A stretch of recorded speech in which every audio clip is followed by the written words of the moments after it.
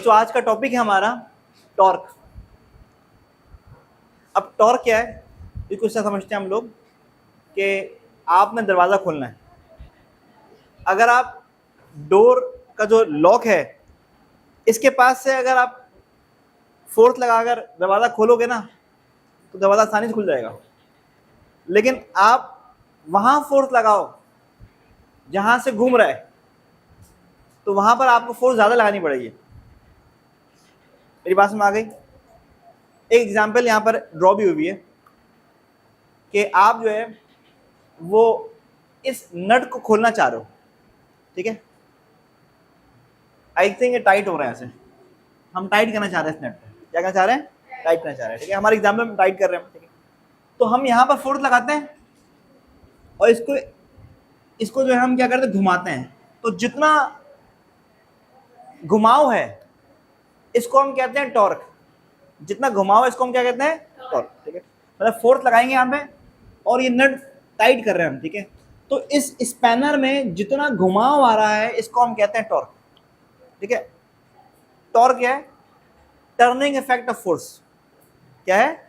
Turning effect. मतलब आपने force लगाया और उस फोर्स से टर्निंग प्रोड्यूस हो गई, घुमाव आ गया। जितना ज्यादा घुमाव आया उतना ज्यादा क्या है बच्चों? टॉर्क है, ठीक है। डेफिनेशन लिखी हुई है, turning effect of force is known as torque, ठीक है। अब ये टॉर्क दो बातों पर डिपेंड कर रहा है। पहला, आप कितना ज्यादा फोर्स लगा रहे हैं इस पे, और दूसरा फोर्स आर्म। दूसरा क्या है? Force arm. फोर्स आर्म क्या होता है बच्चों? जहां पर फोर्स लगाई जाए और जहां से घूम रहा है, उन दो पॉइंट के दरमियान के फासले को हम क्या बोलते हैं? Force arm. तो फोर्स आप यहां लगा रहे हैं और यहां से घूम रहे हैं, तो यहां से यहां तक का फासला क्या हो जाएगा बच्चों? फोर्स आर्म हो जाएगा। तो टॉर्क फोर्स पे भी डिपेंड कर रहा है और साथ में फोर्स आर्म पे भी डिपेंड कर रहा है। अगर आप इसको यहां से घुमाने के बजाय यहां से घुमाने की कोशिश करो तो आपको फोर्स ज्यादा लगानी पड़ेगी। यहां से घुमाने की कोशिश करो तो और ज्यादा फोर्स लगानी पड़ेगी, और यहां से लगाओगे तो फोर्स तो टॉर्क प्रोड्यूस नहीं होगा, क्योंकि जितना ज्यादा फासला होगा उतना कम फोर्स लगानी पड़ेगी और आसानी से घूम जाएगा।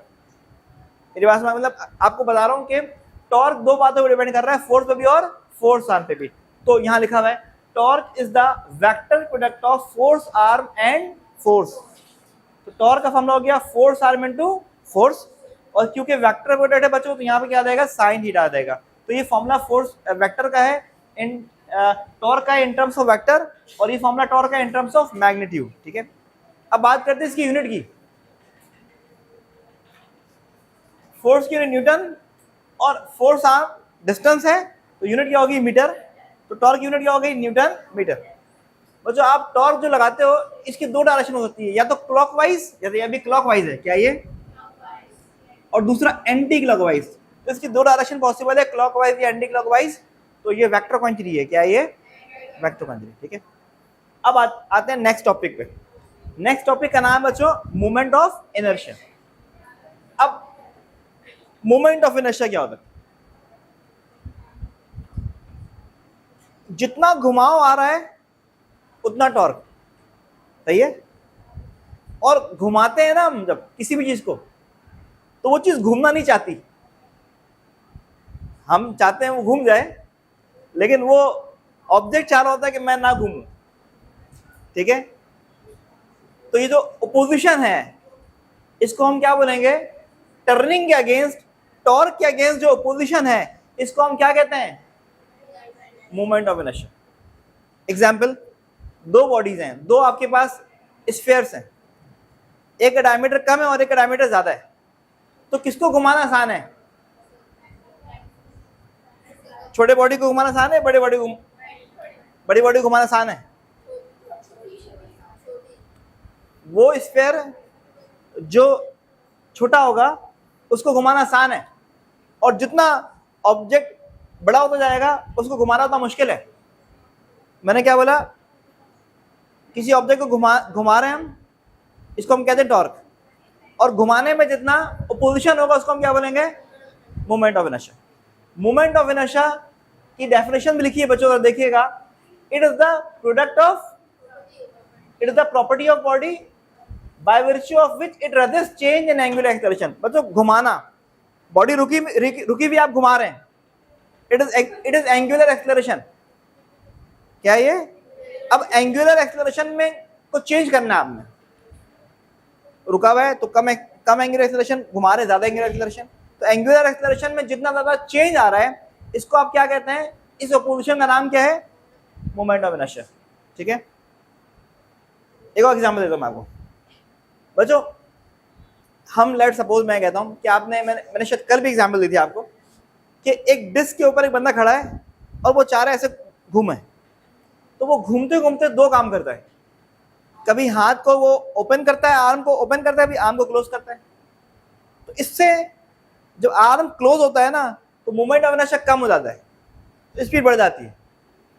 और अगर आर्म्स को ओपन करता है तो मूवमेंट ऑफ इनर्शिया बढ़ जाता है, स्पीड कम हो जाती है। ये बात समझ आ गई? तो यहाँ लिखा हुआ है, देखिएगा, it is the sum of product of mass of each particle in the body with the square of its distance. मतलब मूवमेंट ऑफ इनर्शिया दो बातों पर डिपेंड कर रहा है, दो बातों पर डिपेंड कर रहा है, मास के ऊपर और रेडियस के ऊपर, मास के ऊपर और रेडियस के ऊपर। ठीक है, तो मूवमेंट ऑफ इनर्शिया क्या है, सम हो सकता है एक बॉडी बहुत सारे मास से मिलकर बन रही हो, तो यहाँ इसीलिए सम लिख दिया है।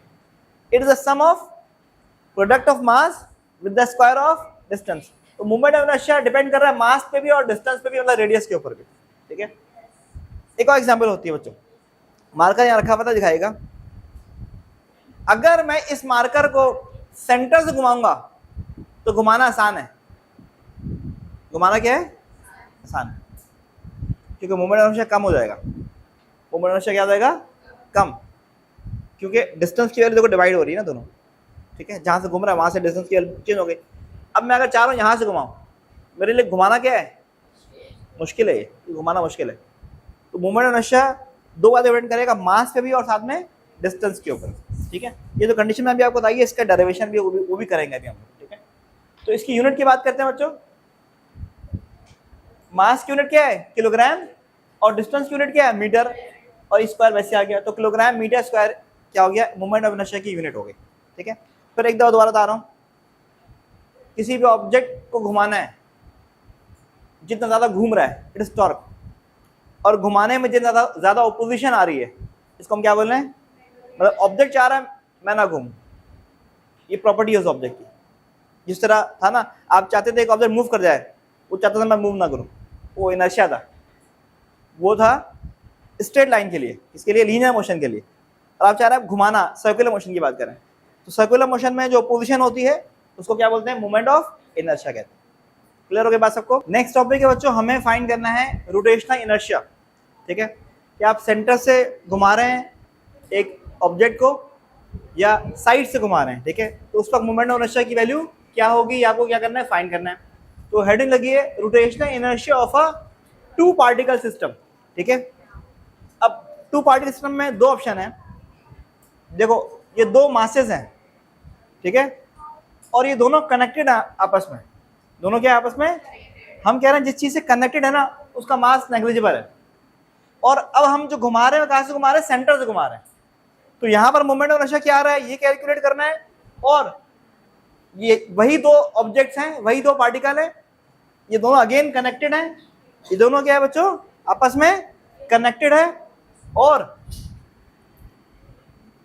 अब हम जो घुमा रहे हैं कहां से घुमा रहे हैं, इस पॉइंट से घुमा रहे हैं, एक तरफ से घुमा रहे हैं। तो इस वक्त यहाँ पर क्या मोमेंटम, यहाँ पर क्या मोमेंट ऑफ इनर्शिया होगा वो क्या करना है, आपको कैलकुलेट करना है। तो करते हैं जरा कैलकुलेट, देखिएगा। सबसे पहले आपने लिखा कंसीडर किया एक रिजिड बॉडी है जो कि जो कंसिस्ट कर रहा है किसके ऊपर, दो पार्टिकल पे, जिसका मास क्या है, इसका भी मास m, इसका भी मास m, और ये दोनों कनेक्टेड एक रॉड से जिसकी लेंथ क्या है, टोटल लेंथ l है। तो सेंटर से घुमा रहे तो ये हो गया l/2, और इधर भी क्या हो गया l/2, क्योंकि हम सेंटर से घुमा रहे थे। अच्छा, इस रॉड का लेंथ का जो मास है उसको आपने क्या कंसीडर कर लिया बच्चों, नेग्लिजिबल है। ठीक है, मूवमेंट ऑफ इनर्शिया का फॉर्मूला होता है sum of the mass, sum of the product of mass into distance का स्क्वायर।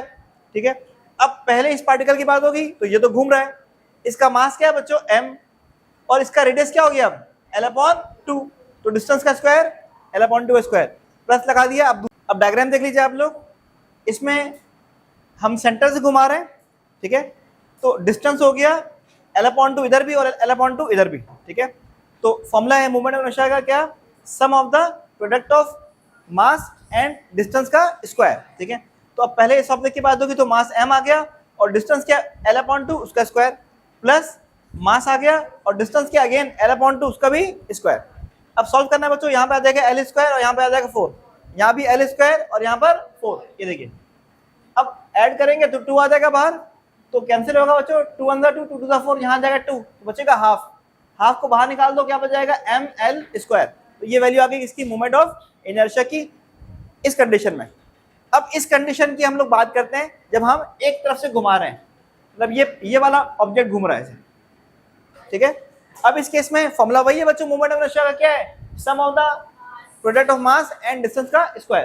तो बच्चों अगर मैं इस ऑब्जेक्ट की बात करता हूं तो मास आ गया, अब क्योंकि ये नहीं घूम रहा तो डिस्टेंस की वैल्यू क्या हो गई 0, स्क्वायर वैसे आ गया, प्लस लगा दिया, इसका मास लिख दिया m, और क्योंकि ये घूम रहा है वो इसका रेडियस क्या है l है, l का स्क्वायर, तो m इंटू 0 का स्क्वायर 0 आ जाएगा और यहाँ बच जाएगा ml स्क्वायर। ऐड करने पे ml स्क्वायर आ रहा है। तो बच्चों बताइए यहाँ पर मोमेंट ऑफ इनर्शिया ज्यादा आ रहा है, यहाँ पर आ रहा है ज्यादा, मोमेंट ऑफ इनर्शिया की वैल्यू कहाँ ज्यादा आ रही है, इस कंडीशन में आ रही है या इस कंडीशन में आ रही है, इस कंडीशन में, सेकंड वाली कंडीशन में मोमेंट ऑफ इनर्शिया की वैल्यू क्या है ज्यादा है, क्योंकि यहाँ पे हाफ लगा हुआ है, मतलब इसके मुकाबले में आधा मोमेंट ऑफ इनर्शिया है, तो यहाँ पर मोमेंट ऑफ इनर्शिया क्या है ज्यादा है। तो वही मैं आपसे कह रहा था ना, सेंटर से घुमाना क्या है क्योंकि मोमेंट ऑफ इनर्शिया कम है, और आधे साइड यहाँ से घुमाना मुश्किल है क्योंकि मोमेंट ऑफ इनर्शिया क्या है ज्यादा है। ये देखो नहीं घूम पा रहा है, ठीक है।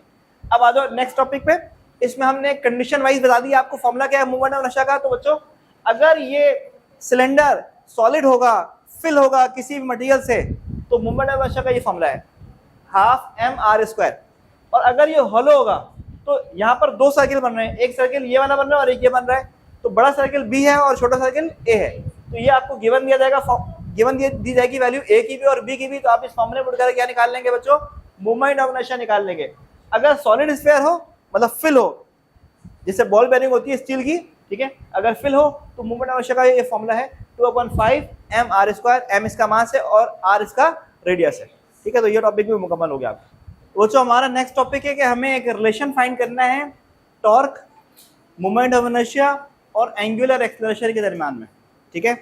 तो उसके लिए हमने कंसीडर करना है, ये डायग्राम देखिएगा, इसमें क्या कहा जा रहा है कि हमारे पास एक रस्सी है जिससे हमने एक पार्टिकल कंसीडर किया जिसका मास कनेक्ट किया, जिसका मास क्या m, और हम इस मास को फोर्स लगाकर सर्किल में क्या कर रहे हैं घुमा रहे हैं, ठीक है। हम ये कंसीडर करते हैं कि जो रस्सी का मास है वो नेग्लिजिबल है। क्या है रस्सी का मास क्या है, देखिए लिखा हुआ है यहाँ पे, कंसीडर किया एक पार्टिकल है जिसका मास m है जो को रोटेट कर रहा है सर्किल में जिसका रेडियस क्या है r, और मास कनेक्ट है किसी रस्सी से और रस्सी के एंड पे मास कनेक्ट है, और हम ये कह रहे हैं रस्सी का मास क्या है नेग्लिजिबल। अब हम ये अज्यूम कर रहे हैं कि एक सिंगल फोर्स लग रही है इस पार्टिकल को घुमाने के लिए, ठीक है। अब आपको पता है बच्चों फोर्स का फॉर्मूला क्या है, न्यूटन सेकंड लॉ ने बताया हम लोगों को, क्या है F = ma, ठीक है। और बच्चों आपको एक और चीज पता है कि A बराबर होता है किसके, R अल्फा के, ठीक है। टॉपिक था relation between linear acceleration and angular acceleration, ठीक है। A की जगह क्या लिख दिया आपने R अल्फा m, वैसे आ गया, A की जगह लिख दिया R अल्फा। अब क्या करेंगे, इस इक्वेशन को आप मल्टीप्लाई करेंगे R से दोनों तरफ, यहाँ भी R से मल्टीप्लाई करेंगे, यहाँ भी R से मल्टीप्लाई करेंगे, देखिए R से मल्टीप्लाई यहाँ भी और यहाँ, तो R क्रॉस F, जरा देखिए किस तरफ हम चेंज कर रहे हैं, ठीक है। क्या कह रहे हैं, हम कह रहे हैं कि R क्रॉस F किसके बराबर होता है, टॉर्क के। R क्रॉस F क्या था बच्चों, टॉर्क होता है, ठीक है। तो आपने क्या करना है, R क्रॉस F की जगह टॉर्क लिख देना है, ठीक है, लिख दिया। फिर m r और r से मिला होकर क्या हो जाएगा mr स्क्वायर, अल्फा बिल्कुल वैसे ही आ गया, ठीक है। आपको पता है mr square moment of inertia होता है, ठीक है, अभी पढ़ा है आप लोगों को। तो mr स्क्वायर होता है मोमेंट ऑफ इनर्शिया और अल्फा वैसे ही आ गया। तो एक हमारे पास ऐसा फॉर्मूला आ गया जिसमें टॉर्क भी है, मोमेंट ऑफ इनर्शिया भी है और एंगुलर एक्सेलरेशन भी है। बात समझ में आ गई। तो ये आपने ड्राइव कर लिया। इससे एक बात और समझो, वो ये कि ये वाला फॉर्मूला जो है ना ये लीनियर के लिए है, लीनियर मोशन के लिए है, और ये फॉर्मूला एंगुलर मोशन के लिए है। दोनों में फर्क क्या, जरा गौर से देखिएगा बच्चों। मैं बात कर रहा हूं इस फॉर्मूले की और मैं बात कर रहा हूं इस फॉर्मूले की। फोर्स जो होता है वो कॉज होता है लीनियर मोशन की, वजह होता है, फोर्स की वजह से ही लीनियर मोशन प्रोड्यूस होता है। सिमिलरली टॉर्क जो है वो कॉज होता है किसका, एंगुलर मोशन का, टॉर्क की वजह से ही एंगुलर मोशन प्रोड्यूस होता है, ठीक है। अच्छा, अब मास को हम रिलेट कर सकते हैं, mass is inertia, inertia depend on मास। तो यहां पर इनर्शिया आ रहा है लेट सपोज, तो यहां पे क्या आ रहा है उस जगह, मोमेंट ऑफ इनर्शिया आ रहा है। यहां पर लीनियर एक्सेलरेशन आ रहा है, यहां पे क्या आ रहा है, एंगुलर एक्सेलरेशन। तो एक ये दो फॉर्मूले बहुत इंपॉर्टेंट है, क्योंकि ये कॉज है, ये लीनियर मोशन का कॉज है और ये एंगुलर मोशन का कॉज है, और इससे इसमें सारे रिलेशन भी आ रहे हैं आपके पास, ठीक है। तो इसको आप बोल सकते हैं, जिस तरह न्यूटन लॉ ये है ना, ये न्यूटन सेकंड लॉ है फॉर लीनियर मोशन, तो हम बोलेंगे ये भी न्यूटन सेकंड लॉ है फॉर एंगुलर मोशन, ठीक है। तो ये आप नोट कर लीजिएगा।